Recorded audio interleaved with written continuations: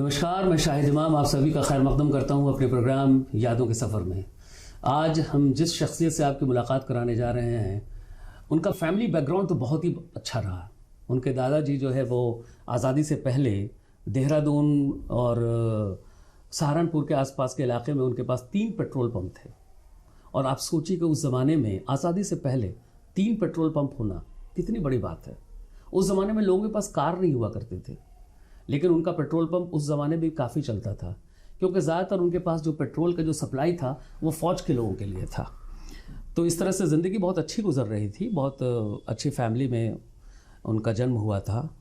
लेकिन 1947 के वक्त जो है वो जब पार्टीशन हुआ तो हालात बहुत बिगड़ गए। उनके दादाजी को जो है वो सारा कुछ छोड़ना पड़ा। सहारनपुर से छोड़ करके वो कहीं और गए। उनका पेट्रोल पंप भी ख़त्म हो गया, सब कुछ बर्बाद हो गया पूरी तरह से। इनके पिताजी ने भी काफ़ी कोशिश की, बहुत स्ट्रगल किया, लेकिन कुछ हो नहीं पाया। पिताजी के वजह से तो बिल्कुल भी कोई काम नहीं हो पाया। लेकिन इस बीच इनके 2 बड़े भाई थे, उन्होंने काफ़ी स्ट्रगल करके इवन कि मज़दूरी तक की। उनके यहाँ जो है वो ज़िंदगी गुजारने के लिए मुश्किल। आप सोचिए कि ऐसी फैमिली जिनके पास 3-3 पेट्रोल पंप हो, वो भी आज़ादी से पहले, तो कितनी एफ्लुएंट फैमिली होगी। और वो फैमिली पार्टीशन के बाद यानी 1947 के बाद इस हालात तक पहुंच गए कि उनको मजदूरी करनी पड़ी। तो आपका ज़्यादा वक्त ना लेते हुए हम आपकी मुलाकात करवाते हैं इमरान अजीज़ साहब से। शुक्रिया। कैसे हैं साहब? जी बहुत अच्छा है, बिल्कुल ठीक ठाक जी। सेहत कैसी है? हेल्थ ठीक ठाक? हेल्थ हाँ, देखने में ही फिट लग रहे हैं चेहरे पे शाइनिंग। चलिए, तो थोड़ा हम जानना चाहेंगे आपके बचपन की बातें। कहाँ पैदा हुए? पैदाइश कहाँ की है? पैदाइश मेरी शेरकोट एक बहुत मशहूर कस्बा है, पेंटिंग ब्रशेस मैन्युफैक्चरिंग के लिए जाना जाता है। जी जी।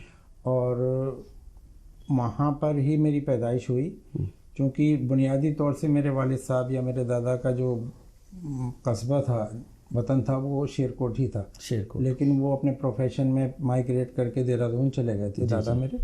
तो वो तो आपने बताया ही है जो उनका बैकग्राउंड, उससे आगे मैं जी जी, पेट्रोल पंप वगैरह था उनका। जी। और IBP जो पेट्रोल पंप एजेंसी हुआ करती थी उस जमाने में। IBP? जी, इंडो ब्रिटेन पेट्रोल पंप। चूंकि वही सबसे बड़ी एजेंसी हुआ। IBP का मतलब इंडो ब्रिटेन पेट्रोल पंप, तो उसकी इंडिया की सबसे बड़ी एजेंसी। बहुत कम लोग जानते होंगे ना। जी जी जी। जाहिर आज़ादी से पहले तो पेट्रोल पंप देखे होंगे।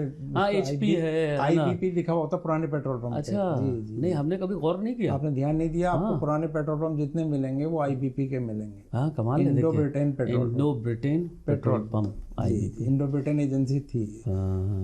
क्योंकि उस टाइम वो अंग्रेजों का दौर था। हाँ, जाहिर अंग्रेजों का वक्त था पार्टीशन से पहले।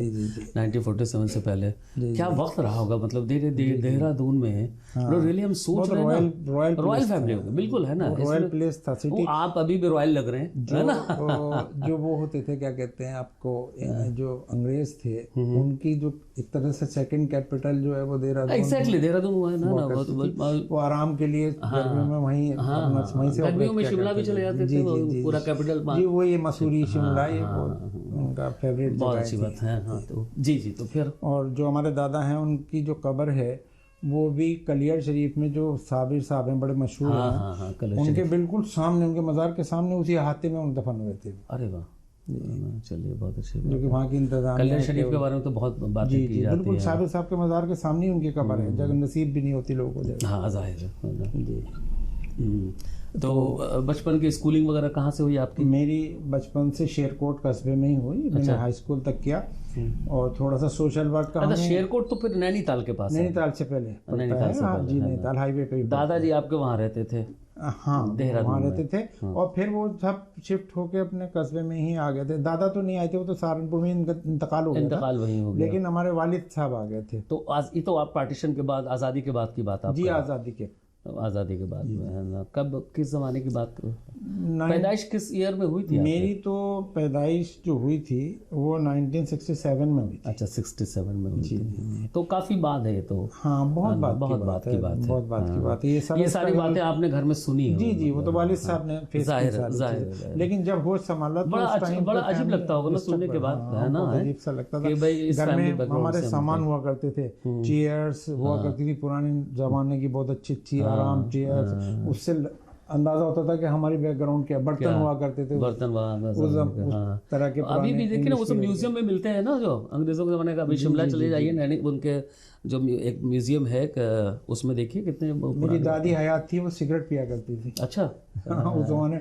सुना था कि इस जमाने इंग्लैंड की सब बहुत कीमती सिगरेट पिया करती थी। तो था उनका एक दौर का जो होता है सर। जी। तो खैर, तो बचपन से आप जो है वो शेरकोट में आपने स्कूलिंग की। तो जब हमने होश संभाला तो उस टाइम पे हमारे हालात ऐसे थे कि हमारे घर भी किराए के थे, मतलब इस तरह के इतने हालात हो गए थे। तो भाई ने हमारे यही कितना देखिए ना, कितना वो है मतलब कि कंट्रडिक्शन सा लगता है सुनने में कि भाई एक इतनी बड़ी फैमिली से आकर के आदमी किराए के मकान में रहने वालिद साहब ने कई कारोबार करे जो और कर्जदार हो गए, उल्टा फेल हो गए, नहीं हो पाए। तो भाइयों ने उसको फिर संभाला। और उसमें सबसे बड़ी बात ये थी कि ऐसा भी दौर हमने देखा है कि जब मेरे भाई रोज़ कमा के लाते थे तो घर का खाना भी रोज़ उसी से बनता। ऐसे दौर भी। पेवन के कपड़े हम लोगों ने पहने। जी जी जी। हमारी वालदा जो है वो कपड़ा जब सिलता था तो उसके पीस बचा के रख लेती थी, तो घुटने वगैरह से पुराने हो जाते थे तो वो तो कई कलर का एक डिज़ाइन सा बना करके कपड़े बना दिए गए। जी जी जी। तो इसलिए तो लेकिन ये अच्छा, उस जमाने में हमने ये भी देखा कि माँ ही ज़्यादा ये सब कपड़ों उपड़ों का काम सब। नहीं, हमारी वालदा जो थी वो सब चूंकि पढ़ी लिखी भले से कम थी, उर्दू वगैरह तो जानती थी, हिंदी भी थोड़ा जानती थी, लेकिन चूंकि वो रही देहरादून वगैरह थी तो उनका जो मिजाज शहरी था और उन्होंने अपने बच्चों के लिए बहुत स्ट्रगल किया सर।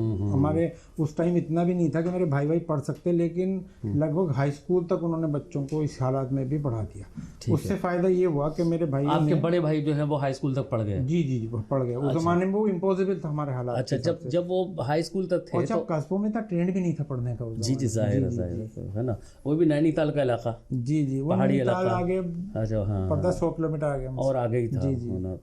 हमारा पहले पड़ता है। अच्छा, आप पहले पढ़ते हैं थोड़ा सा।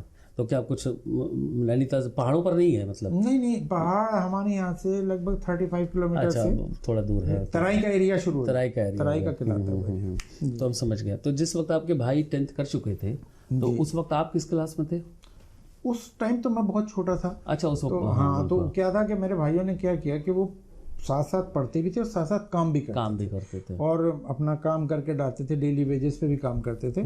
और उसके बाद साहब भाइयों ने क्या किया कि जब वो थोड़ा सा हालात सही हुए तो हमें पढ़ाना शुरू किया उन्होंने। तो हमने धीरे धीरे पढ़ना, लेकिन तब भी विजन उनका ये नहीं था कि कोई हम अफसर बनेंगे, नौकरी करेंगे, ये करेंगे कि थोड़ा पढ़ लिख के कारोबार करेंगे, काम में लग जाए, मेरे साथ भी लग जाए। तो फिर थोड़ा सा ये हुआ कि हम सेल्फ मोटिवेटेड हैं। अच्छा, अब्बा उस वक्त थे आपके? वालिद साहब थे, लेकिन वो बुजुर्ग हो चुके थे। क्योंकि मैं सबसे छोटा हूँ, तीनों भाई में, हमारी 3 बहन 3 भाई थे, तो हम सबसे छोटा मैं ही था। तो इसलिए जो था मैं सबसे उम्र के हिसाब से बहुत छोटा था। तो बस ये था। लेकिन हमें एक जब से होश संभाला तो एक सोशल वर्क का शौक था। थोड़ा स्कूल के बारे में बताइए। जब स्कूल में मैंने किस उम्र में आप स्कूल गए? अब ये तो चूंकि पहले हम लोगों के उस जमाने में पहले मदरसे में पढ़ा। अच्छा, मदरसे में पढ़े आप। तो जब हम कुरान शरीफ और उर्दू से फारिग हो जाते थे तो तब हमें स्कूल में दाखिल किया जाता था। वही हमारे साथ भी हुआ। जबकि इस जमाने में ट्रेंड बदल चुका है, घर पे भी लोग ट्यूटर लगाकर उर्दू अरबी मजहबी तालीम दे देते हैं। लेकिन उस जमाने में यही होता था कि पहले मदरसे से फारिग होने के बाद फिर हम जो है वो मॉडर्न एजुकेशन की तरफ जाया करते थे। ठीक है, तो आप स्कूल किस एज में पहुंचे? अब ये तो मुझे कोई बात नहीं है ना। स्कूल की कुछ बातें, कुछ यादें, कुछ अच्छी बुरी, खट्टी मीठी? हाँ, स्कूल की यादें हैं कि हमारा बचपन से ही एक सोशल नेचर था हमारा बचपन से। तो हम स्कूल में अपने जितने हम करीबी भी थे, देखिए इसके बावजूद भी हम लोग क्या करते थे कि हमने एक ऑर्गेनाइजेशन बना ली थी अपने कस्बे में। और ये मेरी खासतौर से कोशिश से बनी। किस एज पे?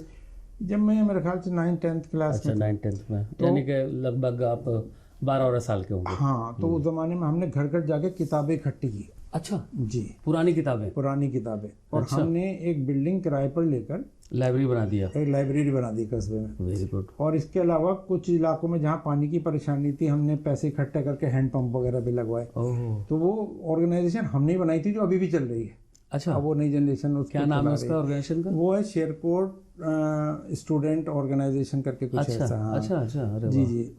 अभी स्टिल इट इज रनिंग। जी, वो दूसरे बच्चे आ जाते हैं और उसको हाँ, वो चला रहे हैं। चलिए, बहुत अच्छी बात वो है। हमने शुरुआती, और उस टाइम पे हमारे पास जराए भी नहीं थे, घर भी हालात सही नहीं थे। और सबसे अच्छी बात, सबसे बड़ी जो बात थी वो ये थी कि उस ज़माने में हमारे हालात हम इतना पीछे जा चुके थे कि हमें ये भी नहीं पता था कि इंजीनियरिंग करना है तो क्या सब्जेक्ट लेना है। क्या तो उस टाइम पे 9th क्लास में सब्जेक्ट का सिलेक्शन होता था। उस जमाने, अब हाई स्कूल तक जनरल होता है, उस जमाने में 8th क्लास तक जनरल होता था। तो हमने आसानी देखकर आर्ट साइड ली। अच्छा। अब जब हम 9th क्लास में आए तो हमें इस गलती का एहसास हुआ कि हम तो कुछ नहीं कर सकते। तो 11th में मैंने कॉमर्स ले लिया। कोई फेवरेट टीचर, फेवरेट सब्जेक्ट? देखिए, हाई स्कूल तक तो जनरल चीजें होती हैं, उसमें तो कोई फेवरेट, तो कोई टीचर तो ऐसे होंगे ना? टीचर्स तो हमारे एक सुरेंद्र जिससे बड़े इन्फ्लुएंस होंगे। एक मास्टर ईसा खान साहब थे, एक सुरेंद्र साहब थे, वो बहुत अच्छे टीचर थे। जिनसे इन्फ्लुएंस हुए हैं आप ज्यादा? मैं तो देखिए अपने जितने भी उस्ताद से मैं सबसे इन्फ्लुएंस था। क्योंकि कोई खास तो जरूर होता है। ऐसा तो मुझे स्पेशली अच्छा, कुछ याद नहीं है, लेकिन ये था कि तो बचपन में कुछ लड़ाई झगड़ा खेल कूद में कुछ? हाँ, हम क्रिकेट खेला करते थे। अच्छा। तो हमारा एक क्लब था, आज़ाद क्लब के नाम से हमारे दोस्तों ने बनाया। क्लब भी बना रखा था? हाँ, और उसी एज में 10-12 साल वाले? हाँ, उसी में आज़ाद क्लब था, हम टूर्नामेंट वगैरह तो आप तो घर पे रहते कब थे फिर? देखिए, अब ये घर पे रहते थे। अब घर पे रहने की बात ये थी। नहीं, स्कूल से, जैसे स्कूल से आए, आज़ाद क्लब भी चला रहे हैं? नहीं, तो रोज थोड़ी ना खेलना होता है। तो देखिए, इतना हमारी वालदा बहुत हमारे पर डंडा गरम रखती थी। हम तो कहती है तुम्हें शर्म नहीं आती, तुम्हारे भाई इतनी मेहनत करते हो, तुम जो खेल कर रहते हो। हाँ, तो ये सारी चीजें। अच्छा, खेल कूद में फिर कुछ लड़ाई झगड़ा, कुछ अच्छी बातें, कुछ मीठी बातें, कुछ खट्टी बातें? हमारे झगड़े कम हुए हैं, हमारे दोस्ती ज्यादा हुई। अब पहले ज्यादा शरीफ लोग भी हुआ करते थे। हाँ, और हमारे एक दोस्त हैं इस्माइल, तो वो आज़ाद क्लब का कैप्टन बनाया था उसको, तो वो आज भी कैप्टन ही है। अभी भी है? मतलब उसका नाम ही कैप्टन है, उसको इस्माइल कोई नहीं कहता, जो बुलाता है कैप्टन आ गया। वो आज भी, मतलब वो आज़ाद क्लब की ऐसी मेमोरी है कि आज वो उनके बच्चे भी बड़े बड़े हो गए, लेकिन वो कैप्टन कहलाता है। वो आज भी कैप्टन है, और वो उस आज़ाद क्लब की है। तो आप क्रिकेट में क्या करते थे? कौन सा? मैं ओपनर था सर। अच्छा, ओपनर? मैं बैट्समैन थे? रन चाहे कम बनाऊं, मगर मैं आउट मुश्किल से होता था। अच्छा, तो इसलिए मैं ओपनर था अपने क्लब का। जी, फील्डिंग अच्छी करता था। तो आप तो वनडे के लिए लायक थे नहीं, पर तो टेस्ट मैच में ही चलते। वैसे भी अब वो सब माने आउटडेटेड हो गया। वो सब आउटडेटेड हो गया। तो चलिए, बड़ा अच्छा, रूल्स रेगुलेशन बदल गया। तो नैनीताल के आसपास थे, तो पहाड़ों में घूमने भी जाते हो? तो नैनीताल, मसूरी, देहरादून, कुछ मजेदार बातें कुछ हुई हो उनमें टूर पे? टूर मेरे नैनीताल में कम गया हूँ, देहरादून। अच्छा, देहरादून मुझे रहना भी हुआ, सर्विस भी की मैंने, तो देहरादून मुझे। अच्छा, देहरादून में फिर नहीं, उसी वक्त बचपन की बात है। बचपन में तो हमारा ज़्यादा अलीगढ़ के अलावा कहीं जाना नहीं रहा। अलीगढ़ में मेरी बहन रहती थी। नहीं, ये सब क्लब व्लब आपने बनाया था वहाँ शेरकोट में? शेरकोट। तो उस जमाने में इतने जराए भी नहीं थे घूमने फिरने, जब हालात ही खराब थे, तो हालात भी खराब, घूमने फिरने का तो सवाल ही पैदा नहीं होता बाहर जाने का। तो मुश्किलात थी उस वक्त। तो घर वर के बारे में कैसा है, कुछ याद है कि घर कैसा था? घर तो अभी भी वो हमारा ही है। अभी है? वो खरीद लिया जिसमें हम बचपन में पले थे। किराए पे जिसमें हम रहते थे, वो आज माशाल्लाह एक्चुअली जिस बिल्डिंग में हम रहते थे वो किसी जमाने में पहले मेरे वालिद साहब का था। अच्छा। फिर वो चला गया था, बिक गया। हाँ, फिर हमने खरीद लिया। फिर उस हाथे में हमें रहना हुआ। और इतना नहीं, वो महल था। हमारा जो घर था, हमारे दादा का, जो उनके पुरखे थे, वो महल कहलाता था, हम महल वाले थे। अच्छा। तो वो सब बाद में, लेकिन आज महल का ज्यादातर हिस्सा हमने और हमारे चचा वगैरह ने, मतलब वो आज बड़ा हिस्सा महल के मालिक हम ही है। शेरकोट में? जी, खरीद लिया दोबारा। कितनी बड़ी बात है, मतलब कि वो आपके यहाँ से चला गया। जी। और फिर पूरा महल लगभग हमने खरीद लिया, और फिर किराए पे रहे। जी। और फिर दोबारा उसको आपने पा लिया। आज मेरे भाइयों का करोड़ में बिजनेस है, बहुत अच्छा। उनके पेंटिंग ब्रशेस, अच्छा, ये इसी का मैन्युफैक्चरिंग है, काम चलता है। और क्या वहीं शेरकोट में भारत ब्रश एजेंसीज के नाम से हमारी पूरे इंडिया में फेमस है। अच्छा। तमाम मैंने यूट्यूब पे यूट्यूबर्स की वीडियो देखी जिन्होंने हमारे प्रोडक्ट को मार्केट से लेके वीडियो बनाई। अच्छा। अलीगढ़ में भी आते हैं हमारे। अच्छा, क्या नाम है उसका? Bharat brush agency. अच्छा, चलिए। तो ये कितना मतलब बड़ा अचीवमेंट है उन भाइयों का जिन्होंने मजदूरी की। अलीगढ़ में मेरे एक इंसिडेंट बताता हूँ आपको कि इसी स्ट्रगल में मेरे भाई अलीगढ़ आ गए, क्योंकि बहन थी तो एक गाइडलाइन थी। तो यहाँ पे कारखाने में, तालों के कारखाने में उन्होंने काम किया, मजदूरी का, कारीगर का। तो उनके हाथ में चोट लग गई। अच्छा। मशीन से, और उसमें इन्फेक्शन हो गया बहुत ज्यादा। तो उन्हें अलीगढ़ छोड़ना पड़ा मेरे भाई ने। क्यों छोड़ना पड़ा? क्योंकि वो हाथ में तकलीफ बहुत ज़्यादा बढ़ गई थी। अच्छा, तो इसलिए फिर यहाँ पे वापस फिर चले गए, वापस जाना पड़ा, वहीं पे शेरकोट चले फिर गए। शेरकोट चले गए। अच्छा, तो मतलब ये स्ट्रगल करके मेरे भाई यहाँ तक भी आगे, अलीगढ़ में भी काम किया, और फिर दोबारा वहां जाकर के फिर से वो ब्रश वश का फिर फिर से ब्रश व्रश का का वही काम शुरू हो गया, क्योंकि अब वापस आ गए तो अब जी जी। तो उसके बाद ये हुआ कि भाइयों ने, मेरे दोनों भाई क्योंकि दोनों पार्टनर की तरह काम करते थे, दोनों का प्रोफेशनल रिलेशन भी था। हाँ प्रोफेशनल, उनका इतना बॉन्डिंग इतनी अच्छी थी उनकी कि वो उनके दोनों का फ्रेंड सर्किल एक था। क्योंकि उनका एज डिफरेंस भी मेरा ज़्यादा था, उन लोगों का आपस में कम था, तो उनका पूरा फ्रेंड सर्किल भी एक ही था। तो दोनों ने स्ट्रगल किया। फिर उसके बाद ये हुआ कि उन्होंने थोड़ा थोड़ा सा अपना रॉ मटेरियल खरीद के वो अपना खुद बनाना शुरू खुद बना के, और जो हफ्ते में एक छुट्टी होती थी उस दिन वो बाहर जाके आसपास बेच जाते थे उसको। ओहो। फिर उसके बाद उन्होंने थोड़ा पैसे इकट्ठा कर लिया।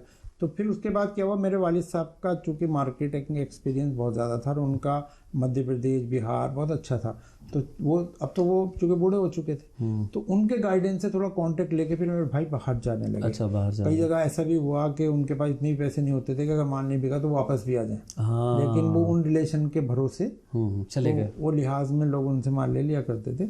और होते होते वो तो उन्होंने एक फर्म रजिस्टर्ड कर ली भारत ब्रश एजेंसीज के नाम से 1977 में। अच्छा जी जी।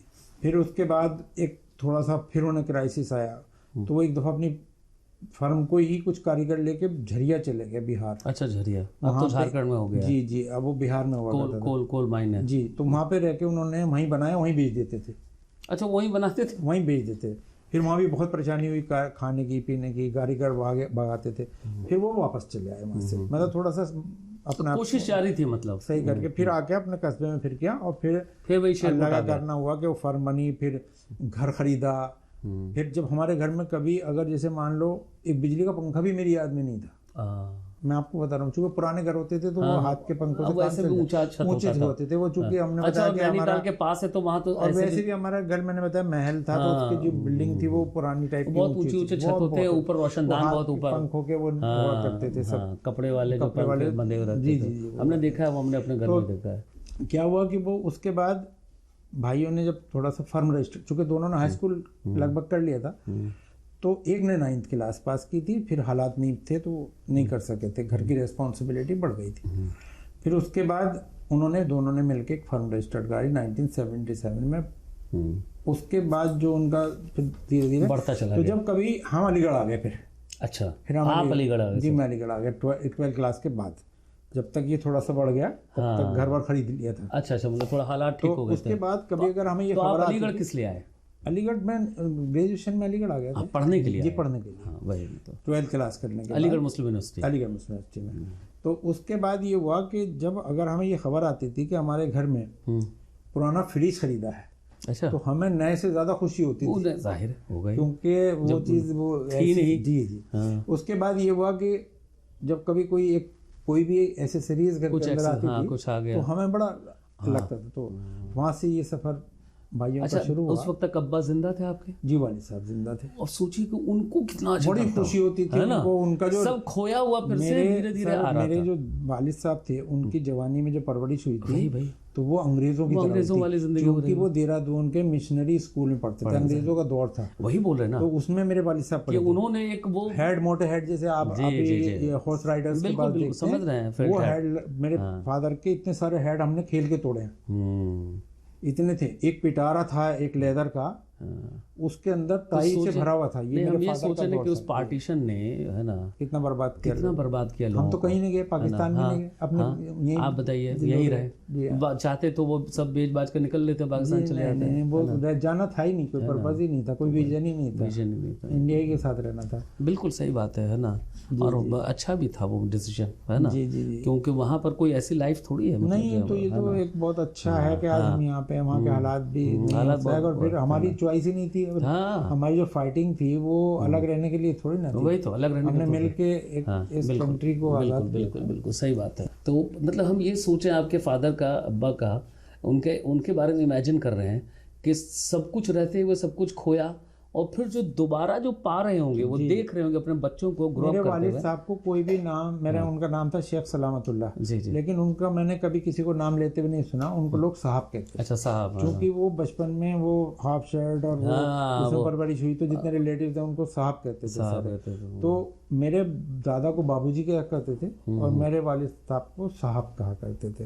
तो वो बाद में उनका पहनावा बनावा तो सादगी वाला हो गया था जाहिर है, जाहिर है। बुढ़ापे में, बुजुर्गी में, मगर साहब ही वो कहलाए साहब मरते ही दम तक। कहलाते रहे। तो वो अल्लाह का बड़ा शुक्र है कि वो साहब मरे, अच्छा साहब ही मरे। हाँ हाँ वो बीच में कुछ भी रहा हो, हाँ हाँ। बट वो जब उनका इंतकाल हुआ तो वो साहब इस दुनिया से ड्रास्टिक चेंज उन्होंने देखा लाइफ में, बहुत और फिर वापस भी पाया। जी जी है ना। जी जी यही तो सबसे बड़ी बात है जो आपने अभी बोला कि घर जो खो दिया फिर उसमें किराए में रहे और फिर दोबारा पा लिया। जी जी। बिगेस्ट अचीवमेंट है ये, है ना, समझ गए ना। मेरा तो मानना ये है कि वो चीज़ जो आपने खो दी मजबूरियों में और फिर पा लेना कितनी बड़ी बात। और मेरी जिंदगी तो फिर इसके बाद से दोबारा से फिर वही हालत में पहुंची हाँ। मेरे साथ। तो मैं फिर आप अलीगढ़ आगे पढ़ने के तो लिए। मैं अलीगढ़ आ गया, यहाँ पे तो मैंने ग्रेजुएशन किया। तो उस टाइम बड़ी गुर्बत का दौर था, 250 रुपया हमारा आया करता था, उसमें भी हम बचाकर ऊपर कोट से हाँ। पीसेज कट पीस में से अपने लाके पैंट वैंट बना लिया करते। घर के हालात इतने अच्छे नहीं। किस हॉस्टल में रहते थे आप? 85 में आए तो। मैं मुमताज़ हॉस्टल में रहता था। मुमताज़ और मैं 92 में सीनियर हॉल रहा हूँ अब तक। अच्छा जी जी। अच्छा खैर, तो फिर आपने क्या लॉ किया यहाँ पर? मैंने पहले ग्रेजुएशन किया, पहले फिर लॉ ग्रेजुएशन किया। किस सब्जेक्ट में? मैंने लिंग्विस्टिक्स से ऑनर किया था। लिंग्विस्टिक्स में जी। फिर उसके बाद फिर लॉ किया। फिर उसके बाद भी मैं 1 साल मेरा गैप हो गया था, मैं दिल्ली चला गया था। मैंने चार्टर्ड अकाउंटेंट का कोर्स ज्वाइन किया था। तो उस टाइम पे हालात फिर भी साजगार नहीं थे। हाँ। और भाइयों ने कहा बहुत प्रेशर पड़ रहा है तो तुम छोड़ दो। फिर कहने लगे हम बिजनेस वगैरह में लग जाएंगे। तो उन्होंने फिर जब किया तो फिर मैं अलीगढ़ वापस आ गया, फिर मैंने लॉ में एडमिशन ले लिया। अच्छा, फिर आपने लॉ में जी। तो मैंने लॉ किया 92 में।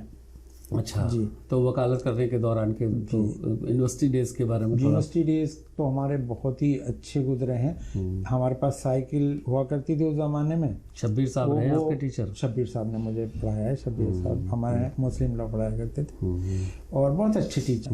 हाँ, लॉ तो फैजान मुस्तफ़ा साहब, फैजान मुस्तफ़ा, वो हमारे 3 टीचर ऐसे थे, आपको मैं बताना चाहूँगा कि जिनका अपॉइंटमेंट हमारे फाइनल ईयर में हुआ था। मतलब आप फाइनल ईयर में जब हम फाइनल ईयर में आ गए थे। और वो उनमें से 2 मेरे हॉल फेलो थे।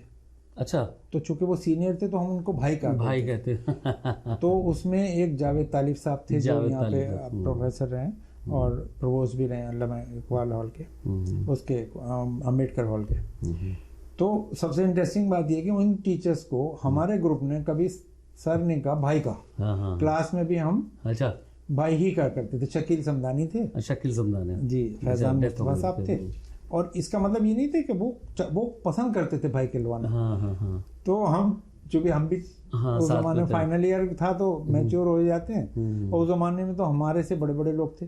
कॉलेज की लाइफ थोड़ी बताइए कि कैसा रहा? तो यूनिवर्सिटी में जब मैं आया तो उस टाइम पे हालात तो हमने बता ही दिए, लेकिन मुझे सोशल वर्क का चूंकि पहले बताया पहले से हाँ, वो इंटरेस्ट तो था ही। हाँ। तो यहाँ के हमने NSS NCC सब ज्वाइन कर लिया। सब ज्वाइन किया। फिर मैं अपने एक फूड मॉनिटर रहा तो मैंने तमाम किचन में काम किया। उसकी क्वालिटी मेंटेन करना। यहाँ तक बाजार से मैं सामान भी खरीद के लाता था, गल्ला वगैरह बड़े अच्छा। अच्छा। उसके बाद में आप प्रोक्टोरियल असिस्टेंट प्रोक्टर मॉनिटर भी रहा, प्रोक्टोरियल टीम में भी रहा। उस जमाने में यहाँ पर लेकर मैं राइड बहुत हुआ करते थे। 90 का जो दौर था, 91 92 का। तो उस टाइम पे एक विजिलेंस टीम हुआ करती थी यूनिवर्सिटी में। हाँ जी। तो उसमें भी मैं मेंबर रहा।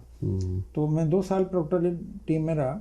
और उसके बाद फिर मैं आफ्ताब हॉल में 91 में सीनियर हॉल आफ्ताब हॉल में हुआ। और मुझे एक अचीवमेंट मेरा ये भी है कि उस ज़माने में सीनियर हॉल आफ्ताब हॉल का बड़ा रॉयल माना जाता था। तो उस ज़माने में मुझे जो ये मौका मिला तो 5 साल की सीनियरिटी पे मिला। अच्छा। जी। ये थोड़ा सा ये मेरे सोशल वर्क की वजह थी। तो मैंने वहाँ भी कंस्ट्रक्टिव वर्क किया। लॉ फैकल्टी की कुछ याद है? लॉ फैकल्टी का तो हमारा जो ग्रुप था वो इतना अच्छा ग्रुप था, मैं आपको बताऊं कि उसमें कम से कम 6-7 तो जजेस निकले हैं हमारे। अच्छा। और जो अभी आपके लॉ फैकल्टी के डीन हैं नोमानी साहब, अच्छा, वो मेरे दोस्त भी हैं, क्लास फेलो भी हैं मेरे। और कई हमारे जो दोस्त हैं वो अच्छी पोजीशन पे हैं। तो हमारा ग्रुप बहुत अच्छा था। और आज भी शायद अगर आप कुछ सालों का ग्रुप उठा के देख लें तो सिर्फ मेरा एक वाहिद ग्रुप है जिसका पूरे ग्रुप आज जो है वो व्हाट्सएप पे, अच्छा अच्छा, पूरा 92 बैच के नाम से जो फाइनल हुआ था। अच्छा, तो वकालत कब खत्म हुई आपकी? 1992 में हुई। अच्छा। फिर मैं दिल्ली चला गया, बार काउंसिल से मैंने रजिस्टर कराया, दिल्ली बार काउंसिल से, और मैंने 2 साल, अब मेरा स्ट्रगल शुरू होता है। हाँ, अच्छा, नहीं कॉलेज डेज में आपने और क्या किया यूनिवर्सिटी में? कुछ इंटरेस्ट वगैरह? एक तो सोशल वर्क का मैंने कहा प्रोक्टोरियल टीम में रहा बस हूँ, यही सब, मतलब और कुछ कल्चरल एक्टिविटीज वगैरह?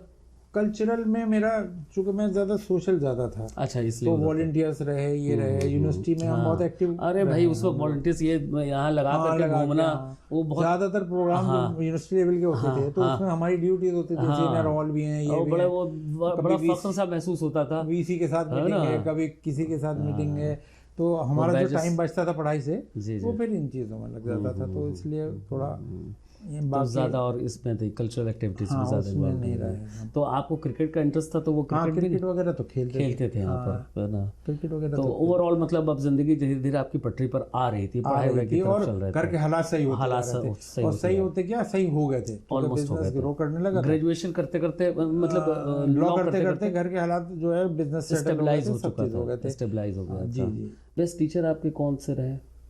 देखिए, एक हमारे टीचर जो जैसे फैज़ान मुस्तफ़ा जावेद साहब, ये तो थे, अच्छे टीचर थे। आपने शरीफ साहब का नाम लिया, और एक हमारे वो थे, क्या नाम है उनका, नाम मैं थोड़ा सा भूल रहा हूँ इस वक्त, गुलाम साहब। अच्छा अच्छा, वो बहुत अच्छे टीचर थे, तो वो बड़े रॉयल मिजाज के थे। हाँ, पहले एमयू में सारे उसी, बेसिकली उनका बैकग्राउंड सब रॉयल वाला ही तो था, सारे पहले टीचर जो साहब थे, मुशीर साहब थे। हम ये जानना चाहेंगे कि जैसे जब यूनिवर्सिटी में आप पढ़ रहे थे, वकालत कर रहे थे, तो उस वक्त कुछ ज़िंदगी में बहुत सारे चीज़ें होती हैं। जी जी। तो भाई यंग एज है ना, तो और ज़ाहिर को एजुकेशन भी है। क्या था कि हमारा जो ग्रुप था वो बहुत अमेजिंग ग्रुप था, सब हंसी मजाक वाले लोग थे, लड़ाई किसी से होती नहीं थी, सब आपस में एक दूसरे को एडजस्ट करके रहते थे। तो कुछ 1-2 यादें ऐसी हैं कि एक दफ़ा शायद मेरा लॉ का फाइनल ईयर था, तो लॉ उस time law department SS hall में हुआ करता था।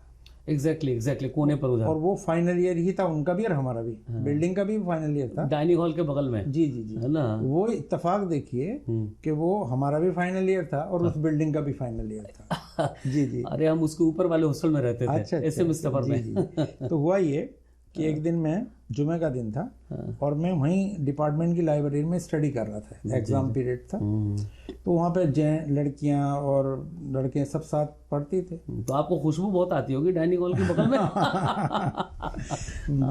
बिल्कुल, आप लोग की लाइब्रेरी और डाइनिंग हॉल दोनों के बीच में सिर्फ दीवार। डाइनिंग हॉल था, दूसरी तरफ बाथरूम भी थे। बाथरूम एसएस नॉर्थ का तो बहुत डाइनिंग हॉल था, और एसएस साउथ के बाथरूम था उधर, उस तरफ आगे जाकर 2-3 कमरे बाद ही। तो मैं आपको एक बहुत अच्छा इंसिडेंट बताता हूँ कि वो जब हम क्या करते थे, अपनी चेयर ऑक्यूपाई कर लेते थे, और उसमें क्या, जिसकी किताबें रखी हुई है वो उसकी ऑक्यूपाई हो गया। अब जुमे की नमाज परमानेंट रखी रहती थी, परमानेंट रखी रहती थी, जाइए चाय 2 दिन नहीं भी आए तब भी हो जाए उसकी। तो मैं क्या हुआ कि मैं चला गया नमाज पढ़ने के लिए जुमे की। तो जब मैं आया और मैंने अपना रजिस्टर खोला, कॉपी खोली, तो उसके अंदर एक लव लेटर रखा था। तो खाली लेटर ही था कि कुछ उसमें मोर के पंख वगैरह, गुलाब के पत्ते? ना, वो खाली लव लेटर ही था। अच्छा, तो आपको देखकर कैसे पता चला कि लव लेटर है ये? उस पर चूंकि वो पढ़ा देख के, तो शुरू में उसका कंटेंट देख के बाद में पता चला ना। और वो लव लेटर किसका था कि जो लड़की मेरे नजदीक में स्टडी कर रही थी, जो मेरी 1 साल जूनियर थी। अच्छा, बगल में थी। हाँ, मेरे से 1 साल जूनियर थी। अच्छा, हम इतने मैच्योर और इतने शरारती थे कि हम ये तो यकीन कर ही नहीं सकते थे कि आपसे कोई मतलब किसी को इश्क होगा, कोई लव लेटर वगैरह दे देगा, क्योंकि हम बेबाक थे सबसे, लड़कियों से भी बेबाक। हंसी मजाक हमारी मतलब बिल्कुल ओपन माइंड थे, तो इसलिए ऐसा कोई चांस नहीं था कि कोई लेटर हमें छुपके से दे दे। तो उसके बाद ये, अच्छा बताइए, तो मतलब कि उस वक्त ये सब चल रहा था और हम ऊपर थे, देखा पता भी नहीं था। तो मैं वो आपको वो बड़ी इंटरेस्टिंग बात बताता हूँ। तो हमने ये तो सोचा नहीं कि इससे कुछ पूछा जाए या लड़की से, हमने ये सोचा है शरारत किसकी है, हमारा दिमाग है शरारत किसकी है। तो हमने किसी से पूछा, भाई कोई हमें पूछना आया था कोई, हम तो किसी ने नहीं बताया। फिर मैंने कहा किसी को आते जाते देखो। लेकिन अंदर तो हाँ था, जानने की क्यूरियोसिटी थी कि ये किसकी हर शर्कत थे। ये तो हाँ ये बिल्कुल 100% था कि लव लेटर नहीं है। अच्छा, खुशी नहीं थी अंदर, मतलब ना बिल्कुल भी नहीं। ये था कि गुलकंद नहीं छूट रहे थे, मतलब क्योंकि हम भी करते रहते थे ना लोगों के साथ। अच्छा। तो इसलिए हमें यकीन था कि ये आज हमारे साथ हुआ। हाँ, हम लोगों ने बनाया है ऐसा लोगों को। हाँ, तो मैंने कहा किसी को आते जाते, तो एक ने बताया कि एक जुल्फकार है हमारा क्लास फेलो, दोस्त भी हमारा, उसको जाते हुए देखा। अच्छा, वो बहुत शरारती था। हमारा यकीन 100% उसी ने लिख के डाला है। बिल्कुल 100%। अब मैंने क्या किया कि उसके पीछे गालियां लिखी उसको दे दिया गंदी। और मैं शमशाद मार्केट पे गया, एक लिफाफा खरीदा सादा वाला, अच्छा, बिना टिकट वाला। हाँ। तो उस जमाने में ताकि उसको रिटर्न पैसा देना पड़ता है। हाँ, पैसा दे के छुड़ाना पड़ता। तो मैंने उसके हॉस्टल का पता, तो मुझे पता था उसके रूम का, मैंने वो पता लिखा और उस पर लिखा अर्जेंट, और फ्रॉम मैंने उसका कासगंज का रहने वाला था, मैंने लिख दिया फ्रॉम कासगंज। तो सोचता मेरे घर से आया, अर्जेंट है तो लेगा ही वो, तो वो छुड़ाएगा। तो उसके बाद चलो वो तो अलग बात हो गई। जब शाम का टाइम हुआ तो हम शाम को कैंटीन निकला करते थे। हमने एक काम किया कि अपने किसी जानकार को नहीं बताया कैसे इंसिडेंट हुआ हमारे साथ। अच्छा, ये हमने अपने अंदर रखी बात, और लिफाफा पोस्ट कर दिया। मुमताज के बराबर में डाकखाना था। अच्छा, उसके बाहर, हाँ, बगल में सामने बाहर वो लगे रहते थे बॉक्स, उसमें डाल लेटर बॉक्स। अब ये होता है कि जब कैंटीन शाम को पहुंचे तो जुल्फकार साहब हमें कैंटीन में मिल गए। हमने देख के मुस्कुराए, उनका बड़ा अच्छा अंदाज था मिलने का। और भाई, अब आपको और यकीन हो गया होगा कि यही है। वो तो यकीन था, पक्का था, उसमें कोई शुबा ही नहीं था, इतना यकीन था। अब हंसे हमें देख के, मैं बिल्कुल नॉर्मल। अब वो जब हंसते रहे, मैंने भाई, फिर जब उन्होंने देखा ये नहीं, उसने भाई मुबारक हो, मैंने भाई किस चीज़ की मुबारक? उन्होंने कहा हमसे छुपा रहे हो। मैंने कहा भाई कुछ मुझे तो पता चले तभी तो मैं आपको बताऊं। कि वो उसने बहुत कोशिश करी, मैंने नहीं बताया। तो उसने, मैंने बताओ यार क्या बात है, हम भी खुश हो जाएंगे। उसने कहा लव लेटर मिला है आपको, हमसे छुपा रहा, मैं पता चल गया। तो उनको कैसे पता चला? भेजा उसी ने था सर। अच्छा, सच में उसी ने भेजा था? उसी ने लिखा हुआ था। अच्छा, तो मुझे तो पता था। अच्छा, तो उसी को जाते हुए देखा था। अच्छा। तो उसके बाद ये हुआ, हमने कहा भाई मेरे को तो कोई लेटर वेटर मिला नहीं, तो तुम मुझे कैसे आप यकीन करूँ, मुझसे किसी से कहलवा दो। किसी ने देखा हो, किसी ने सुना हो। मुझे तो कोई लेटर वेटर नहीं मिला। अब ये वक्त गुजर गया। अब एक दिन हमने कहा, अब ये काफी टाइम गुजर गया, उसका जो रूम था वो इत्तेफाक से लॉ ऐसे साउथ में था, लॉ फैकल्टी के बराबर में। तो हमने दो दोस्त को और पकड़ा गवाह बनाने के लिए, क्लास फेलो को। मैंने कहा चलो जरा जुल्फकार के रूम चलते हैं। देख लिया जब वो एंटर कर गए उसके पीछे, तो गए तो उन्हें आओ भाई बैठाया वाले अच्छे से। तो रूम में क्या हुआ करता था कि पलंग होते थे और साइडों में चेयर हुआ थी, चेयर टेबल, तो वो स्टडी टेबल हुआ करती थी कोने में। तो उसमें बुक्स जो हैं ऐसे खड़ी रखी रहती थी।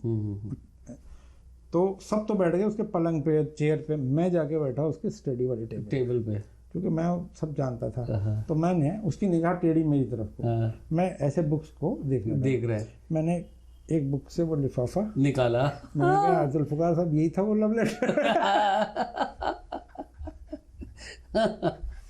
तो एक इंसिडेंट था। ऐसे ही हमारे एक दोस्त थे, आजकल लखनऊ में लॉयर हैं, बड़ा बहुत जेंटल, बहुत सज्जन। तो मतलब आपको इश्क हुआ नहीं, मतलब? लेकिन ना ऐसा तो ये आपने बोला कि बगल वाली लड़की के नाम से था, वो तो उसने बना दिया था ना, है ना? ये यकीन कर लूं कि बराबर में बैठी हुई है, इसलिए पता चला कि दूसरे दिन जाके आप जबरदस्ती मुस्कुराए पड़े हुए हैं। और वो लव लेटर खुद ने जो है पैसे देकर रिसीव किया। तो अभी भी हम याद करते हैं, आज भी वो मेरे अच्छे दोस्त हैं, दिल्ली में प्रैक्टिस करते। तो ये कुछ इस तरह की, एक हमारे और क्लास फेलो थे, तो वो हमारे एक लड़की थी, मैं नाम नहीं लेना चाहूँगा, बहुत खूबसूरत लड़की थी। तो उसको पर बड़े फिदा थे, लेकिन हिम्मत नहीं थी कि कह दें। तो हम उसे बेचारे को बेवकूफ़ बना दिया करते थे। यार वो आपको पूछ रहे थे, ये चीज़ हम लोगों ने भी किया है। हम क्या करते थे, टेबल पे खड़ा कर दिया, उसे डांस बहुत पसंद है, तो बेचारे वो प्रैक्टिस डांस के करने लगते थे। अरे इतना सीधा है ना, ऐसे सीधा हम लोगों ने एक पकड़ा था और उससे चॉकलेट ले लेते थे, है ना, और वो लिख करके देता था चॉकलेट पर, है ना, कागज़ पे लिख करके भी कि why the chocolate is brown not blue because I love you, है ना, अपनी तरफ से बनाता था कविता। हॉस्टल में भी एक्टिविटी हो जाया करती थी कि जैसे कि एक साहब थे, वो अपना देसी घी या खाना छुपा के रखते थे किसी रूम में।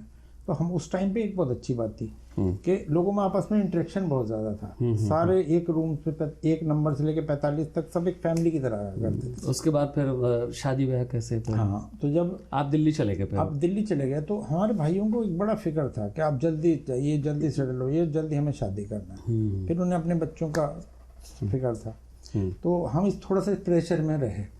तो चूँकि मेरा सोशल वर्क था यहाँ से भी, अलीगढ़ से भी, चूँकि मैं बहुत डेलीगेशन में जाया करता था यूनिवर्सिटी की तरफ से, तो उसी टाइम पे हैदर साहब जो राजेश खन्ना के दोस्त हुआ करते थे, वो मेरे खन्ना फिल्म के? जी, मैं राजेश खन्ना से 2 दफ़ा मिला हूँ पहले। अच्छा, अच्छी खासी मेरी मुलाकात उनसे 2 दफ़ा हुई है। तो उनके दोस्त थे वो। कहाँ? दिल्ली में? दिल्ली में। अच्छा। तो उनकी फैमिली के तमाम चीज़ें देखते थे। हाँ।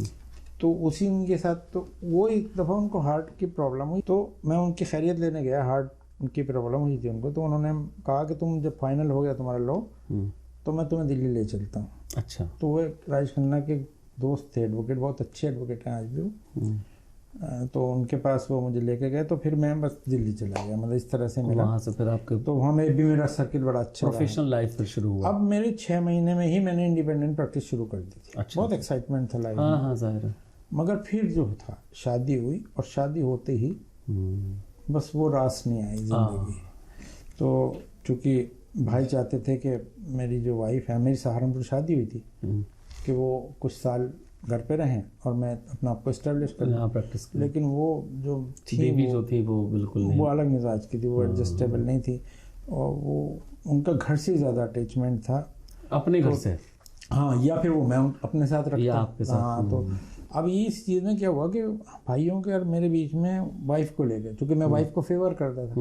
भाई अर्ली मेरा ऐसा कुछ नहीं था, मेरा विजन ये था कि अब इनके साथ रहना है। हाँ, जाहिर है। तो लाइफ अब इनके साथ रहनी है, तो आदमी क्या होता है, दोनों के बीच में पिसता है। और मैं सबसे छोटा था, तो आपकी चलती भी नहीं ज़्यादा। सही बात है, आप अपनी ज़्यादा चला नहीं पाते हैं, क्योंकि आपको लिहाज बहुत, वालिद साहब भी जिंदा थे, भाई भी सब बड़े थे, कारोबार भी उन्होंने किए थे। जी जी जी जी। फिर हुआ ये कि इस बीच में वो एक ऐसा मामला हुआ, शादी के 1 साल के अंदर ही अंदर, जब मेरी एक बच्ची भी होने वाली थी, कि भाई मेरे मुझ पे नाराज़ हुए, कुछ अल्फाज मुझे शायद उनके नागवार लगे, और मैंने घर छोड़ दिया, क्योंकि वो गलती थी मेरी।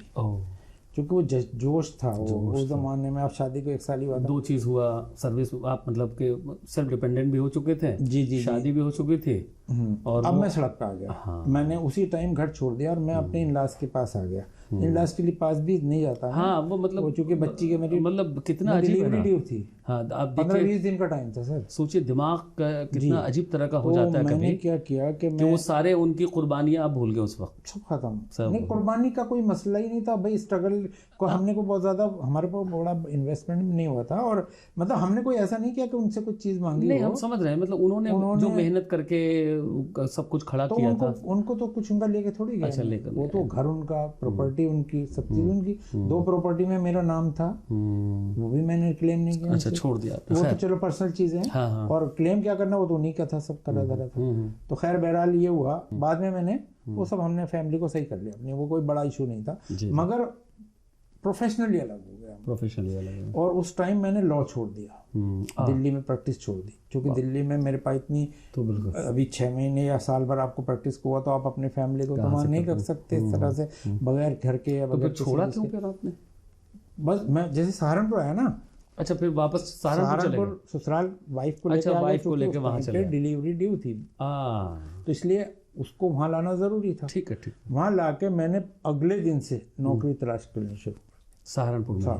अच्छा, क्योंकि मुझे अपना सर्वाइवल हाउ करना था। उसके बाद ये हुआ कि मैंने बहुत नौकरी ढूंढी, फिर एक दुकान पे मुझे नौकरी मिली। अच्छा। एक दुकान पे मैंने सैनिटरी की दुकान खोली, मेरे फादर इन लॉ के जानने वाले थे, वहाँ पे मैंने नौकरी की। फिर मैंने अप्लाई करना शुरू कर दिया सर्विस के लिए। तो शादी आपकी अरेंज थी? अरेंज मैरिज थी। अच्छा, कहाँ की थी वो? सहारनपुर की थी।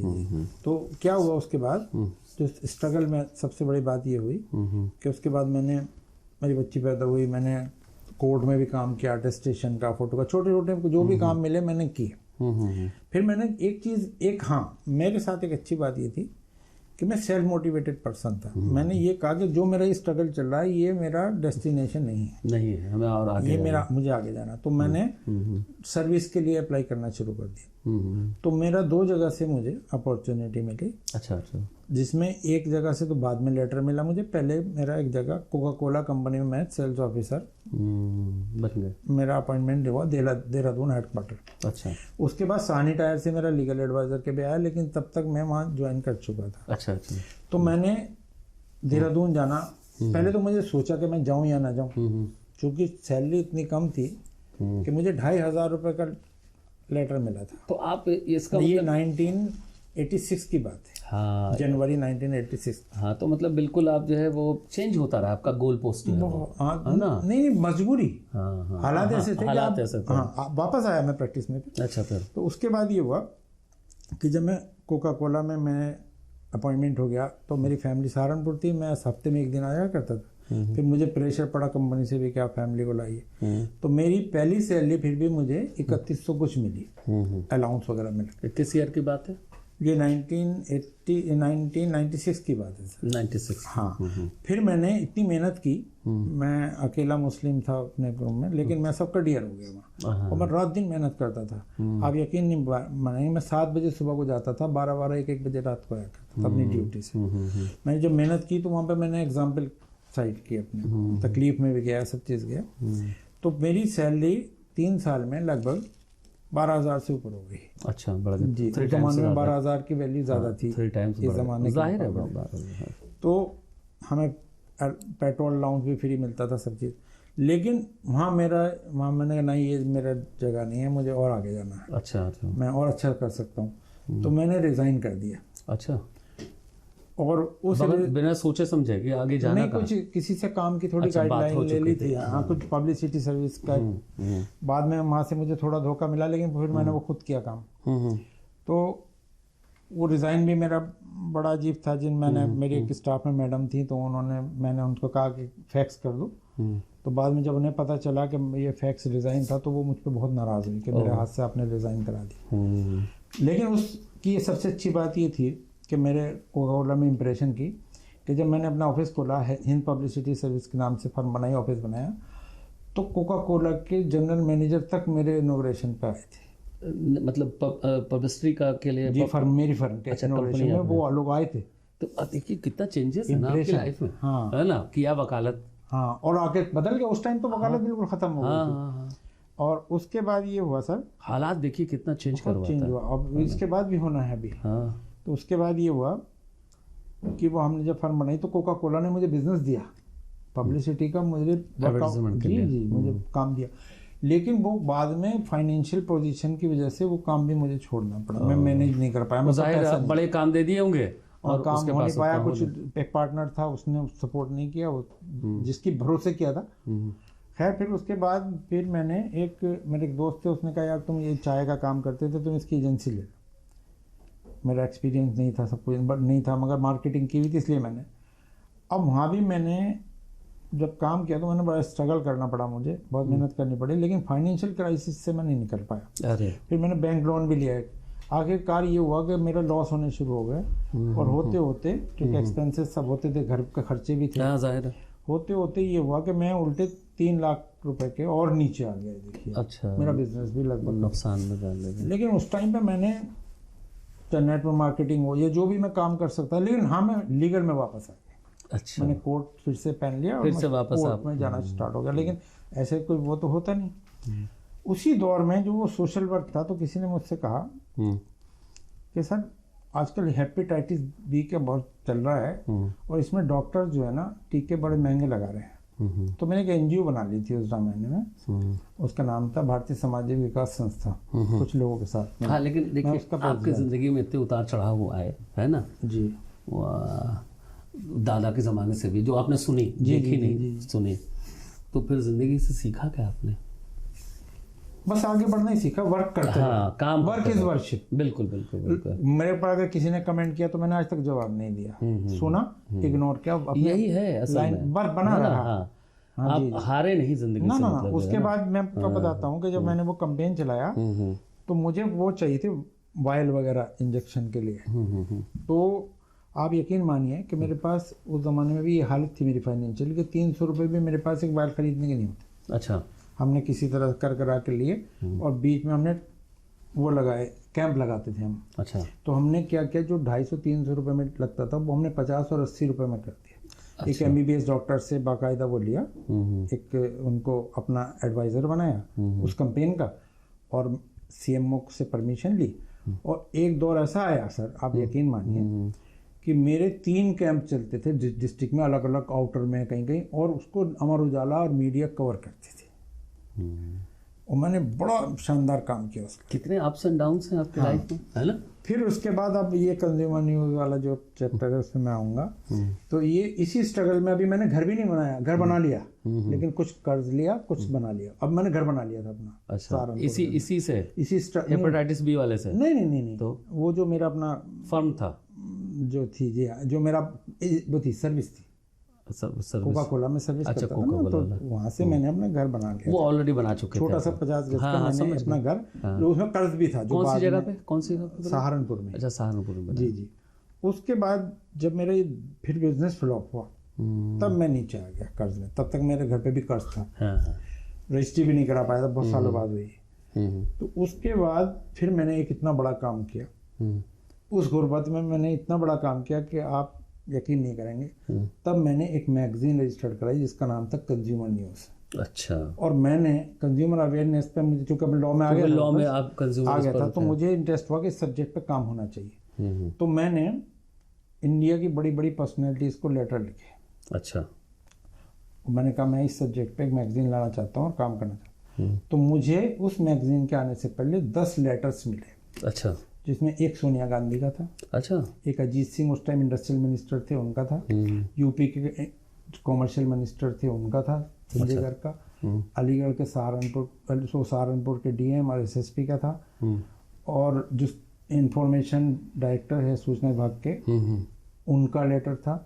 ऐसे 10 पर्सनैलिटीज़ के लेटर जो मैंने, और यूपी के गवर्नर रमेश भंडारी। अच्छा, रमेश भंडारी। उन्होंने ये मैं अपने मैसेज दिए किस पे, कई लोगों ने बड़े डाटा के साथ दिए। अच्छा। वो मैंने as it is first edition में छाप दिया जी।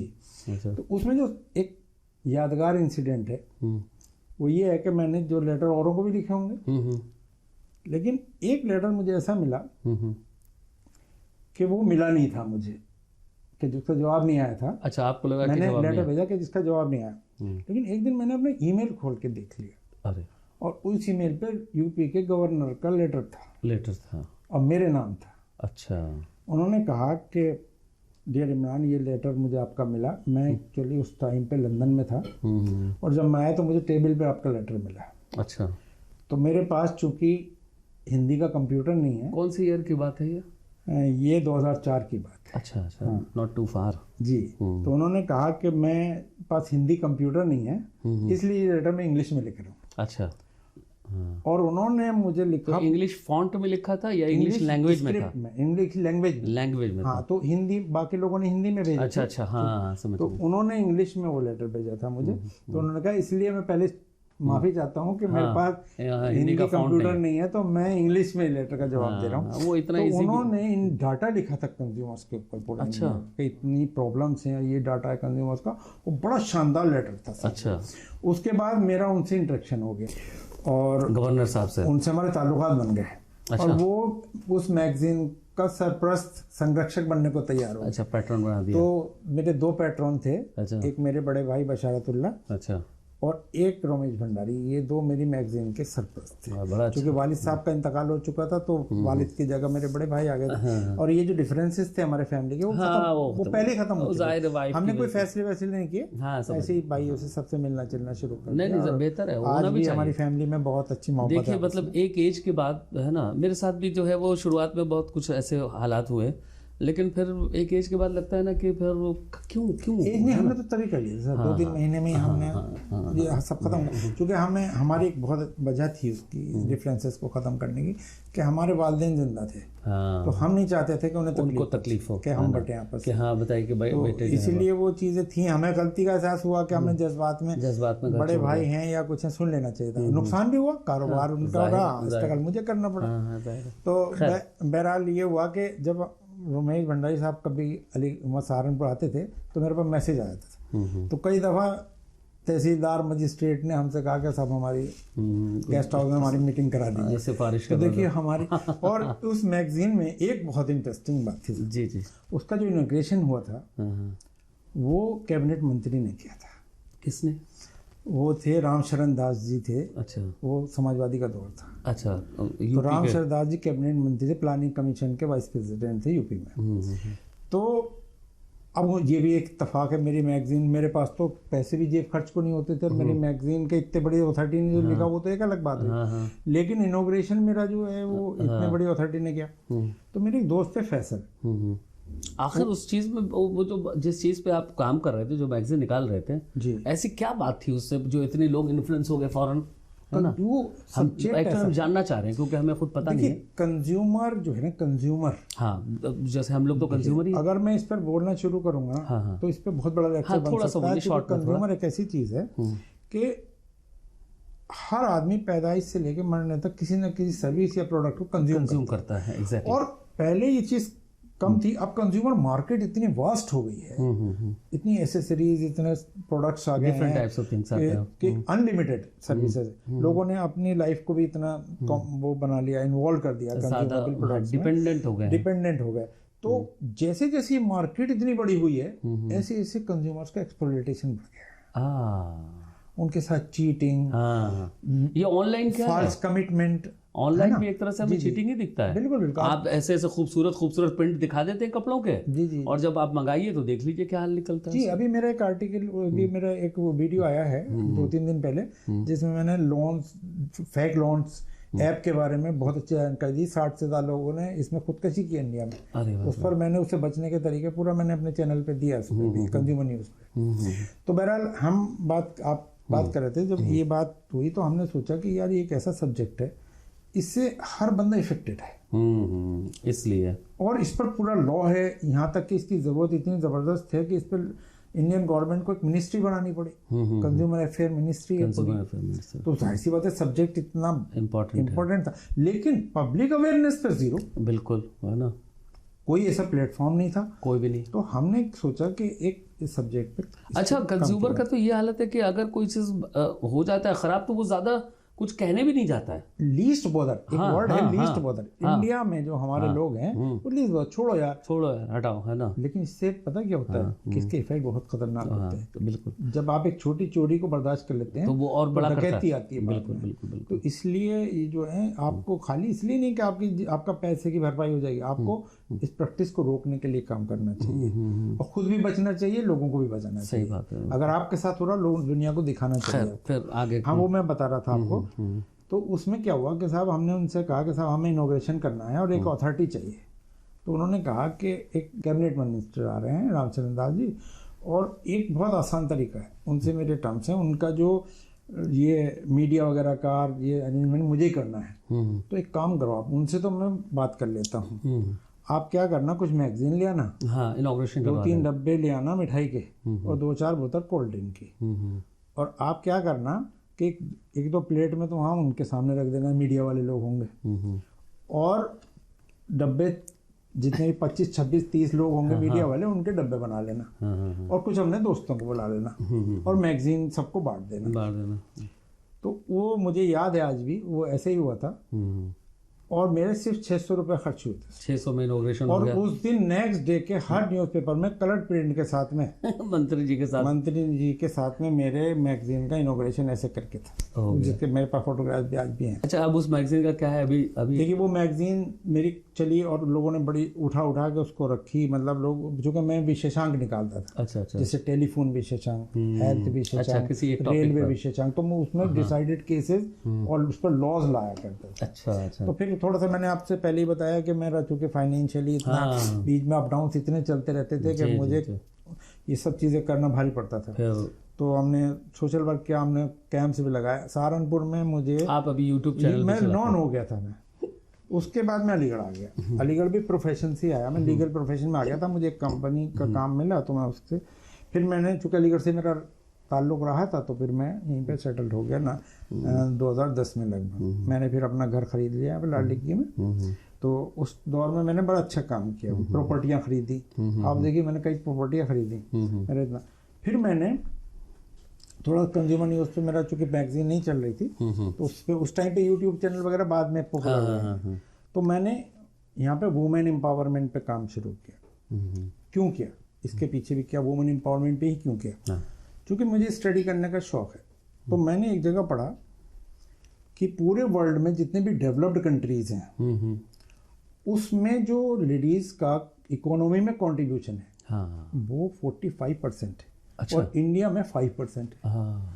तो मैंने सोचा कि अगर इस सेगमेंट पर काम किया जाए, इनको अवेयर किया जाए, तो ये तो बहुत अच्छा टॉपिक है। जी जी जी कर रहे हैं, अभी काम कर रहे हैं। उसमें हमारे साथ अलीगढ़ की लीडिंग लेडीज हैं हमारे साथ, अर्चना फौजदार हैं, कल्पना पंडित हैं, और साहब doctor Anshu Saxena medical officer हैं गवर्नमेंट, ये सब लोग, साजिदा नदीम है। हमने बड़े बड़े प्रोग्राम किए हैं और हम टॉक शो कराते हैं। एक वुमेन ऑफ वेटर इंडिया की सबसे बड़ी ऑर्गेनाइजेशन वो है, उसके साथ हमने यहाँ पे टॉक शो किया है और जो नेशनल टीवी पे भी आया हमारा। अच्छा अच्छा। हाँ, इसके नेशनल दूरदर्शन पे आया है। इसके अलावा हमने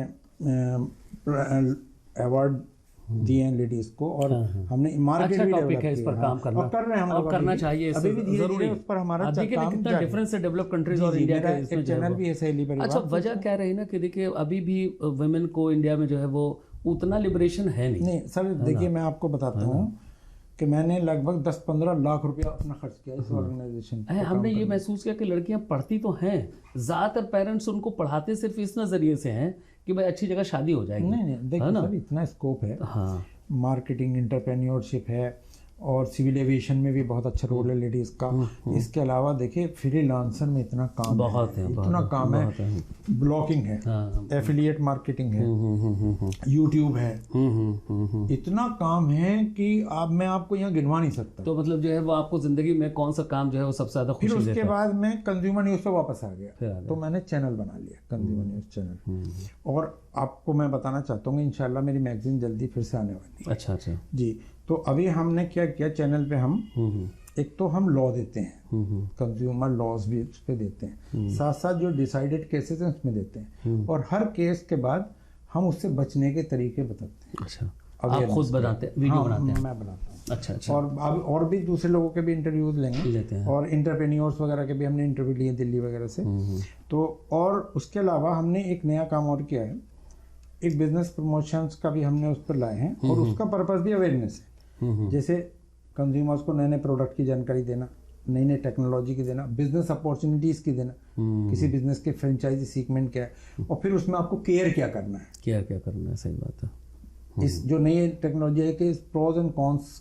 तो अभी हम कंज्यूमर न्यूज़ पर काम कर रहे हैं, और ये हमारा जो है इस तरह से हमने अपना आपको यहाँ पर लाके जिंदगी आपने एंगेज कर रखी है, और इसी तरह से जिंदगी गुजार रही है। तो प्रेजेंट कंडीशन में आप इस तरह से अलीगढ़ में देखिए सहारनपुर में भी मेरा ऐसा था, जब तक मैं रहा तो वहाँ की क्रीमी लेयर में मैं मेरे सारे मीडिया वाले जितने अच्छे लीडर्स हैं उनसे सबसे मेरा इंटरेक्शन हो चुका। मैंने ऐसा काम किया कि लोग बड़े इम्प्रेस थे। फिर उसके बाद थोड़ा लाइटर नोट पे भी बात करने कुछ। जी बताइए। ना कुछ शौक वॉक, कुछ फिल्म देखने का या कुछ गाने का? फिल्मों का शौक बस वैसे ही रहा, ऐसे ही जैसे नॉर्मल। बस ये था सोशल रिसेंटली कोई फिल्म देखी?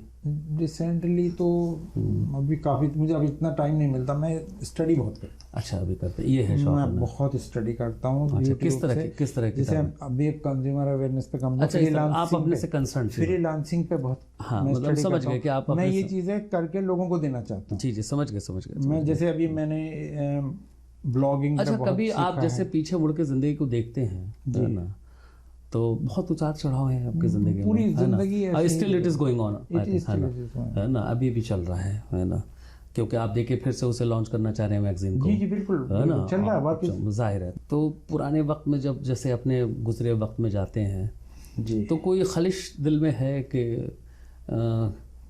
कुछ ऐसा काम था, अगर हम उस एज में होते, है ना, तो हम ये काम कर लेते हैं, अभी हम अगर उस एज में होते? मैं ये सोचता हूँ कि जो ये इंटरनेट का दौर आया है, जी एग्जैक्टली, ज्यादातर लोग काश मैं अब पैदा हुआ होता या अब हो संभाला होता। जी सही कह तो रहे हैं। जितना मुझे मैं अब काम करता हूँ, मैं सोचता हूँ मैं आगे, मेरे पास इतना टाइम नहीं है कि मैं कुछ बहुत बड़ा आउटपुट दे सकूँ, मगर मैं लोगों को अभी भी मैंने एक बात सोची हुई है सर, कि मैं इस तरह की स्टडी कर रहा हूँ कि मैं इंशाल्लाह नई जनरेशन को कुछ काम ज़रूर सिखा के जाऊँगा। चलिए बहुत अच्छी बात जी, है। ये मेरा मकसद है है इंशाल्लाह। ना, आपको कौन सा काम जो है वो सबसे लड़कियों के ज़्यादा- लिए जो घर बैठ के काम करें, बिल्कुल बिल्कुल जो सही फील्ड बात। में ना जाए। जाने की ज़रूरत ना पड़े, है ना।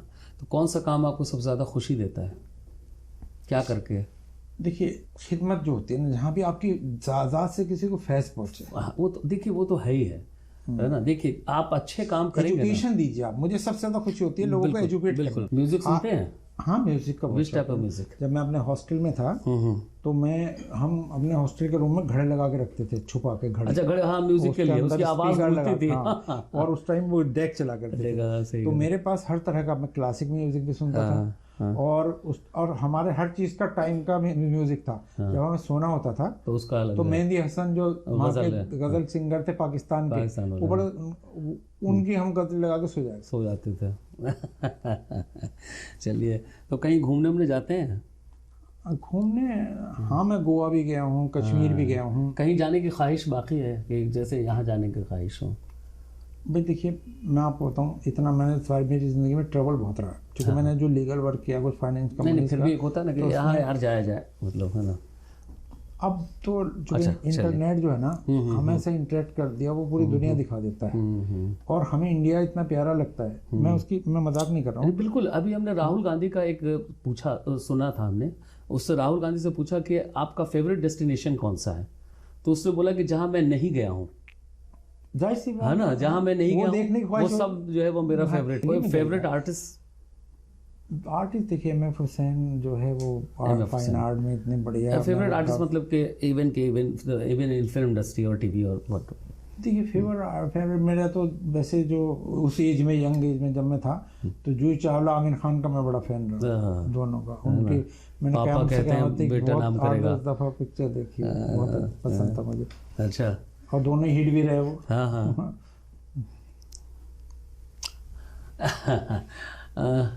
ऐसे ही एक सवाल आ रहा है जहन में जी।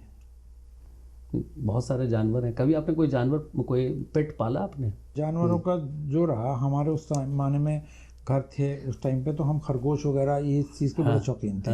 खरगोश वगैरह पालने के ज़्यादा शौकीन रहे।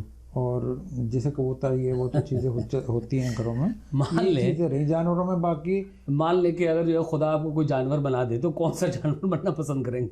देखिए पहली बात तो मैं मानने को तैयार नहीं। अब मान लेते हैं, उसकी वजह बताओ, नहीं मान सकते। अच्छा, क्योंकि हमारे इस्लाम में मजहब की बात पे नहीं हम जाएं, है ना। पुनर्जन्म का नहीं, हम पुनर्जन्म वाली बात ही नहीं कर रहे हैं। तो जानवर कोई बनाए, ये मतलब ये मेरे हिसाब से ये लॉजिकल सवाल है। नहीं लॉजिकल, एक मजे की बात कर रहे हैं। नहीं सर, चलो सुपर पावर आपको मिल जाए तो फिर कौन सा बनना चाहेंगे?